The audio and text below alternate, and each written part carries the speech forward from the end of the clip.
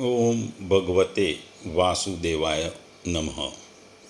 ભગવત કથા સ્કંદ ત્રીજો અને એમાં પાંચમો અધ્યાય એટલે વિદુરજીનો પ્રશ્ન અને ત્યારબાદ મૈત્રેયજીએ એમનું સૃષ્ટિના ક્રમનું વર્ણન કર્યું હતું.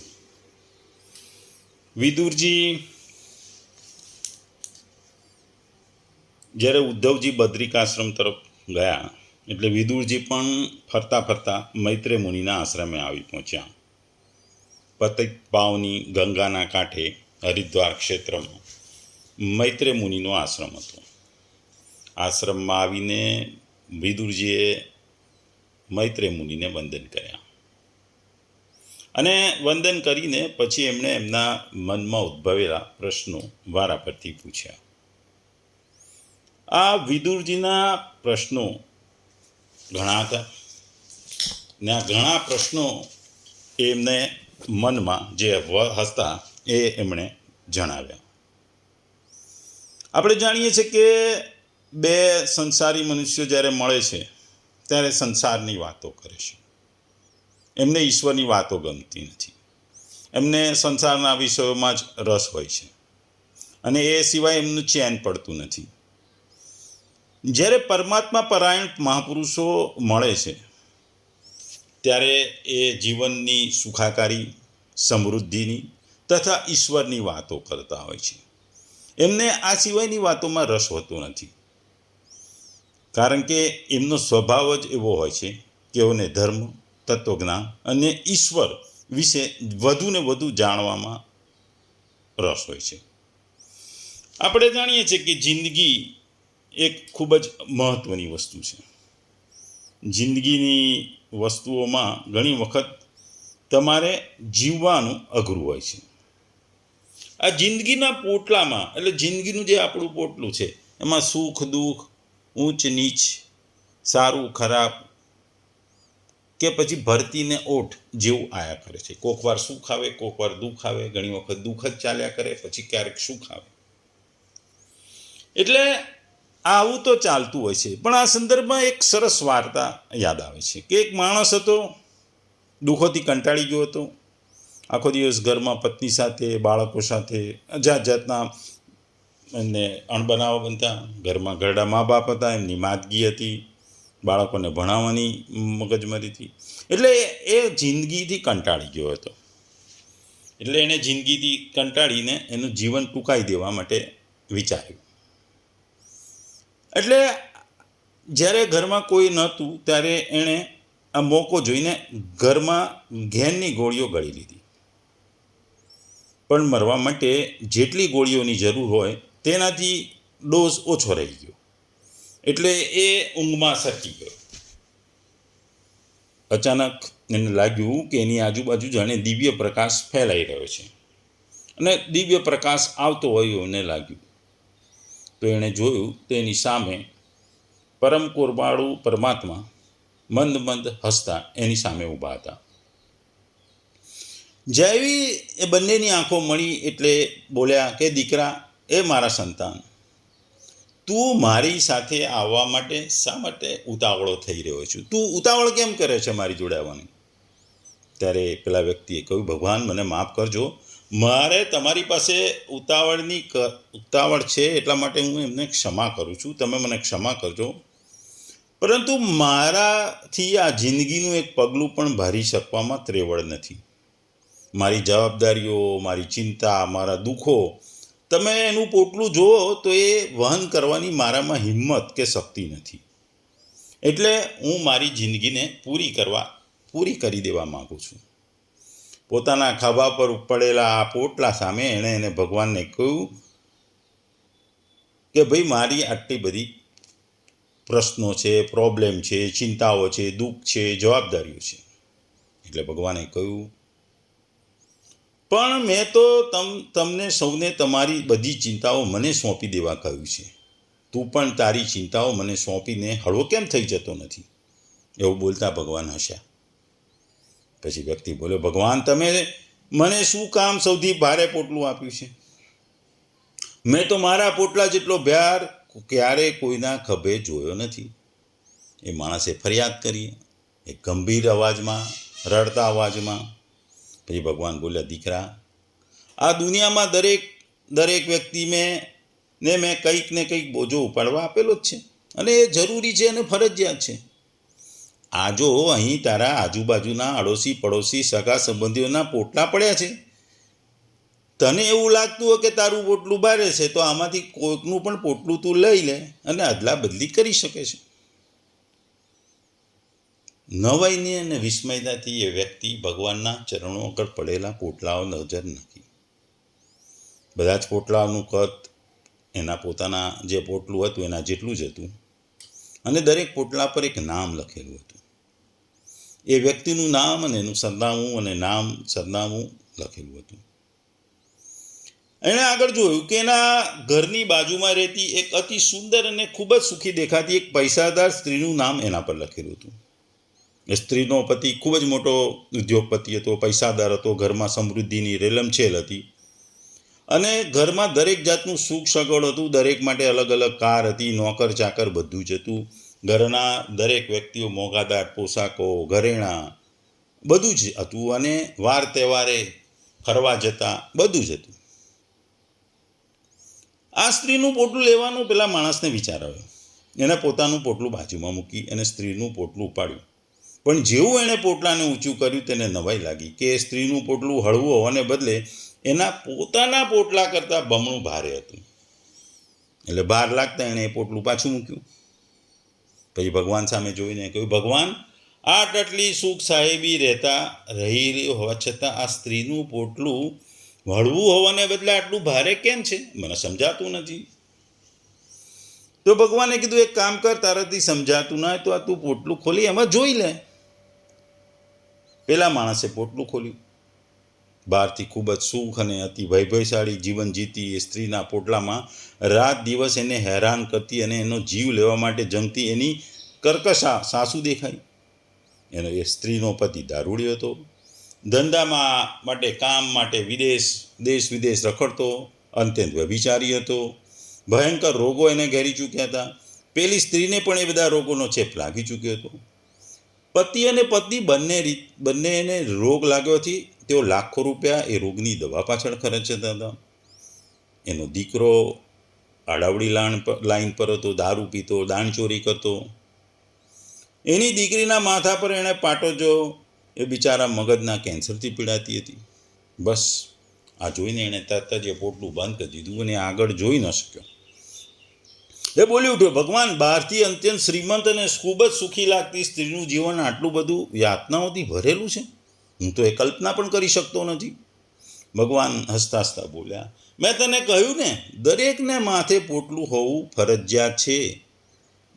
આપણને બીજાનું પોટલું હળવું લાગે છે, કારણ કે પોટલું તમારા ખભા પર નથી ત્યાં સુધી તમને બીજાનું પોટલું હલકું લાગે છે.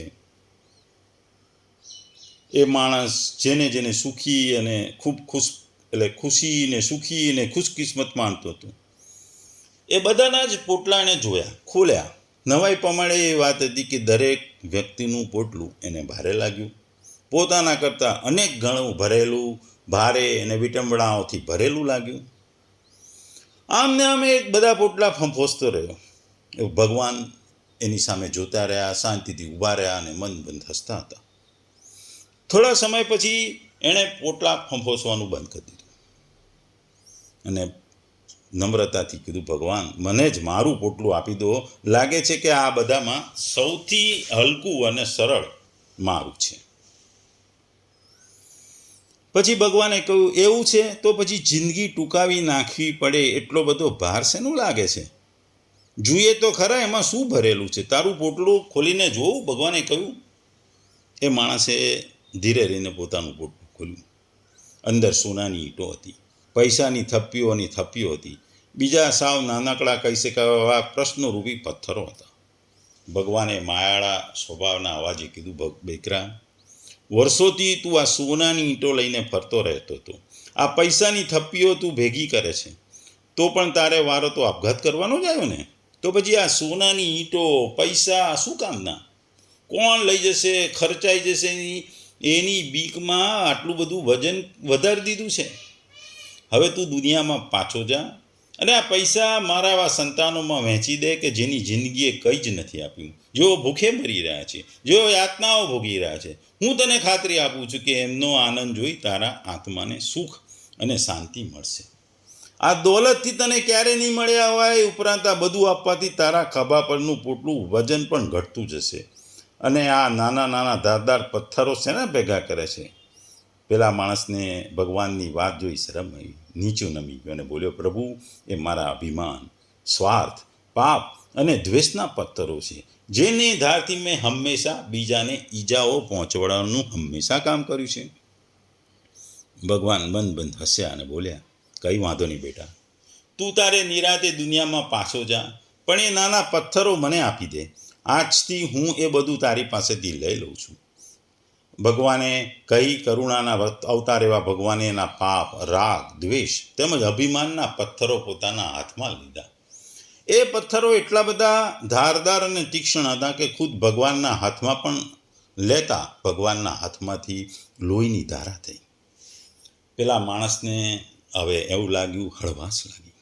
ભગવાનને એણે આભાર માન્યો, પ્રણામ કર્યા, પોતાનું પોટલું ખભે નાખી ધરતી પર પાછા આવવા માટે નીકળી ગયો. થોડે દૂર ગયો, તને અચાનક યાદ આવ્યું, પ્રભુ, મારું પોટલું તો હંમેશા મારા ખભા પર હોય છે, તો આ બધાના પોટલા અહીં કેમ પડ્યા છે? ભગવાન એકદમ હસી પડ્યા અને પછી બોલ્યા, દીકરા, એ જ તો વાત છે કે છેક અત્યારે સમજી રહ્યો છું. આ દરેકના ખભે અસહ્ય ને તારા જેવા કરતાં પણ ઘણો વધારે ભાર છે, છતાં એ લોકો સરસ રીતે અને શાંતિથી જીવી રહ્યા છે, કારણ કે એમણે એમનું પોટલું મને સોંપી દીધું છે, જ્યારે તું તારું પોટલું તારા ખભે લઈને જ ફર્યા કરે છે. આ વાત સાંભળી માણસના મગજમાં ચમકારો થયો, આંખોમાંથી આંસુની ધારા વહી ગઈ. ધીમા પગલે પાછો ફર્યો, ખભેથી પોટલું ઉતારી એણે ભગવાનના ચરણોમાં મૂકી દીધા, પગે લાગ્યો અને કોઈ દિવસ નહોતી અનુભવી એવી દિવ્ય હળવાશ એને અનુભવતો એ ધરતી પર પાછો આવી ગયો. અને એ ક્ષણે ગોળીઓ લીધેલું જે ગહેન ચડ્યું હતું એ પણ ઉતરી ગયું. એટલે મનુષ્યનું જિંદગીમાં પોટલાઓ જાતે ભરે છે અને જાતે એનું થાય છે.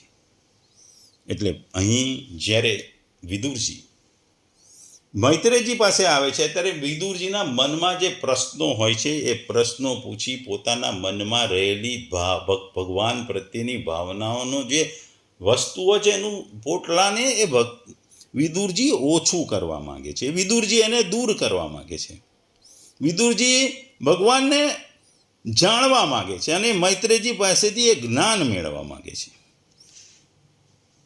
મૈત્રેયજી એક ખૂબ જ જ્ઞાની હતા, એટલે મૈત્રેયજી વિદુરજીને પ્રશ્નોના જવાબ પણ આપે છે અને આ પ્રશ્નોના જવાબમાં વિદુરજીને સંતોષ થાય છે.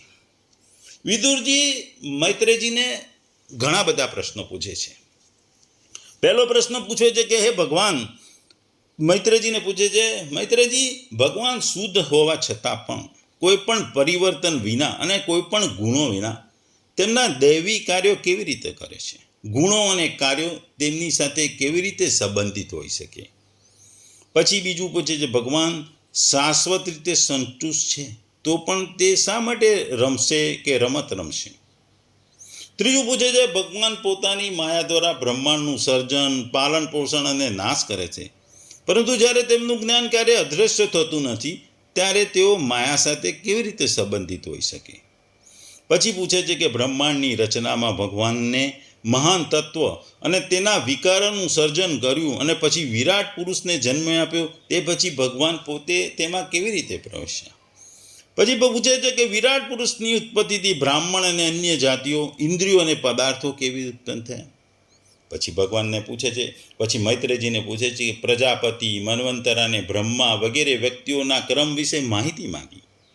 પછી આગળ પૂછે છે કે મનુષ્યો, દેવતાઓ, પ્રાણીઓ, સરીસૃપ અને પક્ષીઓના 4 પ્રકારના જન્મ વિશે જાણવા માંગતા હતા. આગળ બ્રહ્મા, વિષ્ણુ અને મહાદેવના ગુણાવતારના કાર્ય વિશે જાણવા માંગે છે.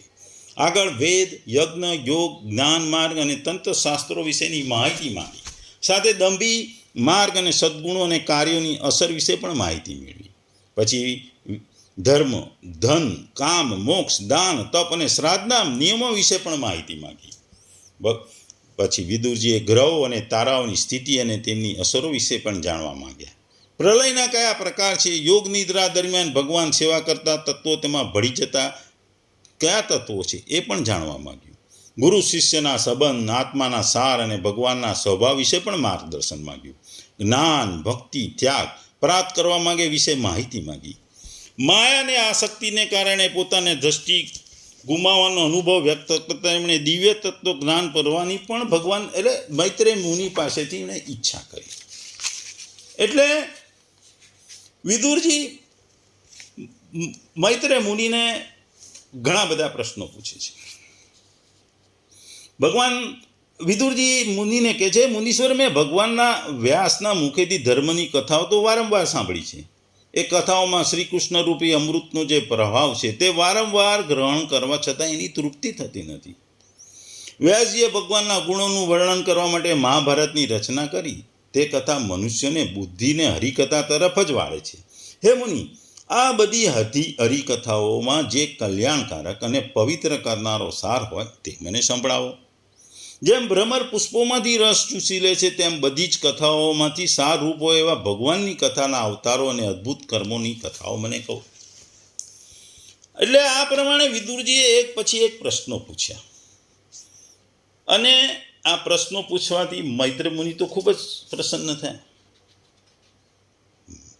મૈત્રેય મુનિ તો કહેવા લાગ્યા કે વિદુરજી, તમે તો ઉત્તમ પ્રશ્નો પૂછ્યા છો.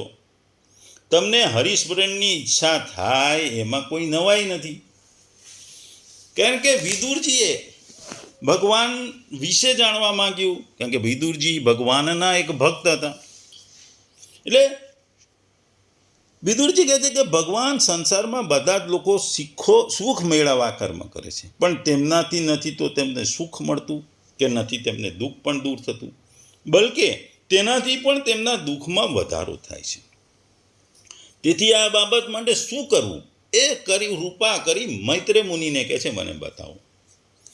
આગળ વિદુરજી પૂછે છે કે જે લોકો દુર્ભાગ્યવશ ભગવાન કૃષ્ણથી વિમુખ છે, અધર્મ પરાયણ છે અને તે દુઃખી છે, તેમના પર કૃપા કરવા માટે આપના જેવા ભાગ્યશાળી ભગવત ભક્તો સંસારમાં વિચરણ કરે છે. માટે આપ મને શાંતિપ્રદ સાધનનો ઉપદેશ આપો, જેના અનુસાર આરાધના કરવાથી ભગવાન પોતાના ભક્તોના ભક્તિ પાવન હૃદયમાં આવીને વિરાજમાન થઈ જાય અને પોતાના સ્વરૂપનો પ્રત્યક્ષ અનુભવ કરનારું સનાતન જ્ઞાન પ્રદાન કરે. ભગવાનના આર્ય અવતારો, લીલાઓ આ દરેક માટે જાણવા વિદુરજીએ મૈત્રેય મુનિને વિનંતી કરી. એટલે મૈત્રેયજીને કહે છે કે તમે દીનજનો પર કૃપા કરનારા છો. જેમ ભ્રમર ફૂલોમાંથી રસ કાઢે છે તે રીતે આ લૌકિક કથાઓનો સારભૂત તમે મને કહો. એટલે ટૂંકમાં વિદુરજી મૈત્રેય મુનિને કહે છે કે તમે મને મારા આ પ્રશ્નોના જવાબ આપી મને ભગવાનમાં લીન કરી દો. મને ભગવાન વિશે જણાવો, એમની માયાઓ, એના કલ્યાણકારી કાર્યો, એમની હરિકથાઓ વિશે સંભળાવો. આમ આ જુદા જુદા 15થી 16 પ્રશ્નો વિદુરજી મૈત્રેય મુનિને પૂછે છે. આ તમામ પ્રશ્નો જીવ કલ્યાણ માટેના હતા અને ઉત્તમ હતા. એટલે મૈત્રેય મુનિ આ તમામ પ્રશ્નોના વારાફરતી ઉત્તર આપે છે અને આ ઉત્તર એ ખૂબ જ લાંબા અને ખૂબ જ ડિટેલમાં હોય છે. એનું આપણે હવે એનો વિશે જાણીશું.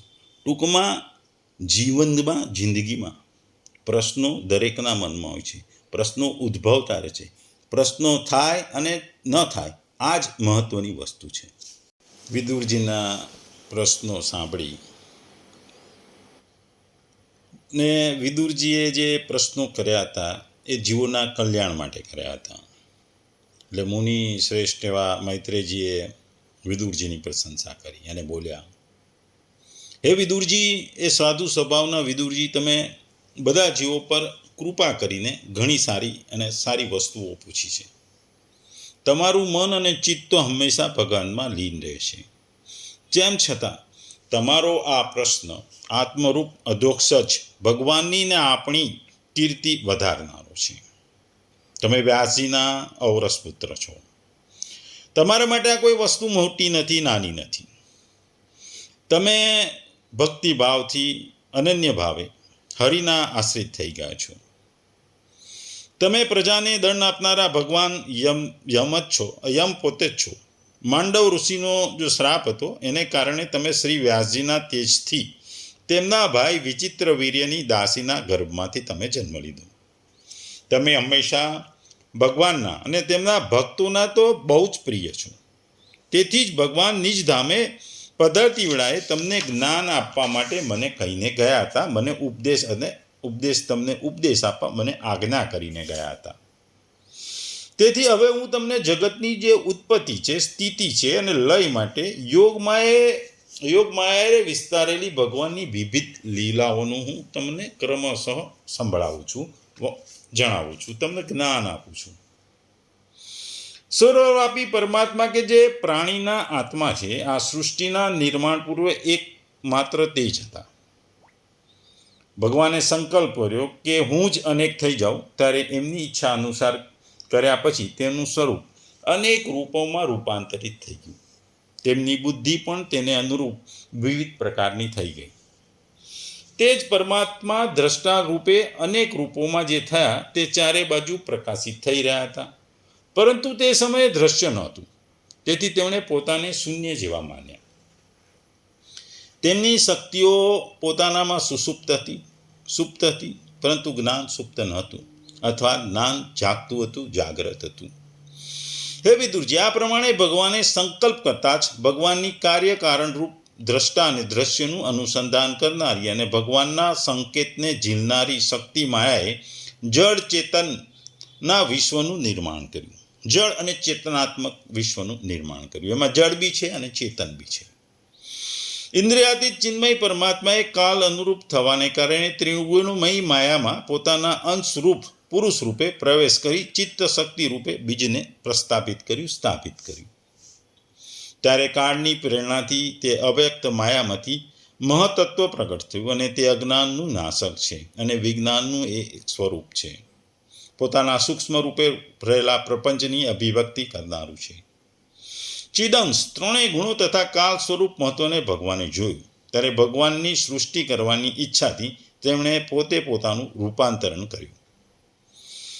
મહત્ત્વ વિકૃત થતા અહંકારની ઉત્પત્તિ થઈ, જે કાર્ય એટલે કે અધિભૂત, કારણ એટલે અધ્યાસ અને કર્તા એટલે કે અધિદેવ રૂપી હોવાથી ભૂતો, ઇન્દ્રિયો અને મનનું એ મુખ્ય કારણ છે.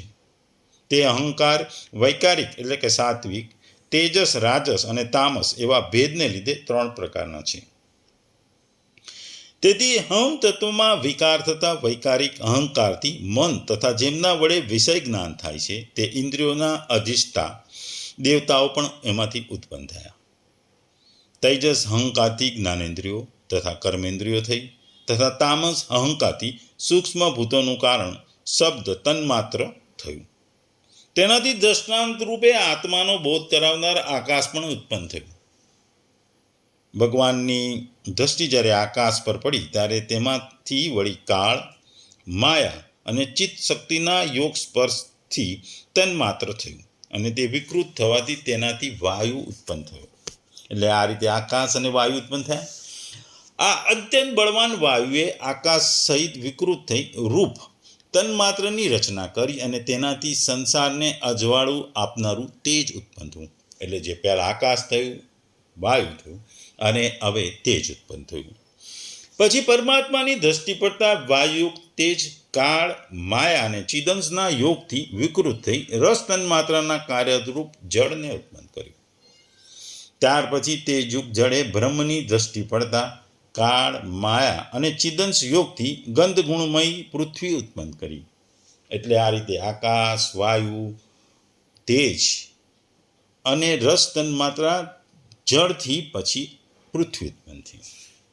પછી મૈત્રેયજી કહે છે, વિદુરજી, આ આકાશ વગેરે ભૂતોમાંથી જે ભૂતો પાછળ ઉત્પન્ન થયા છે તેમના ક્રમશઃ પોતાના અગાઉના ભૂતોના ગુણ પણ અનુગત સમજવાના છે. રૂપયુક્ત બધા તત્વો ભગવાન વિષ્ણુનો જ અંશ છે. એટલે ભગવાન વિષ્ણુ સર્વસ્વ છે. કાળ છે માયા અને ચિત્ત અંશથી યુક્ત છે. અનેક રૂપોમાં હોવા છતાં પણ પરસ્પર સંગઠિત ન હોવાને કારણે કશું જ કરી શક્યા નહીં અને તેઓ ભગવાનની હાથ જોડીને સ્તુતિ કરવા લાગ્યા. પછી દેવતાઓએ કહ્યું કે હે દેવ, અમે આપણા ચરણકમળની વંદના કરીએ છીએ. પોતાના શરણાગત જીવોનું દુઃખ દૂર કરવાને છત્ર સમાન છે તથા એમનો આશ્રય લેવાથી યતિજનો સંસારના અનંત દુઃખોને સહેલાઈથી દૂર ફેંકી દે છે. હે જગત કરતા જગદીશ્વર, આ સંસારમાં ત્રિવિધતાથી વ્યાકુળ રહેવાને કારણે જીવોને જરા પર શાંતિ મળતી નથી. તેથી હે ભગવાન, હે આત્મન, અમને આપના ચરણોની જ્ઞાનમયી છાયાનો આશ્રય લઈએ છીએ.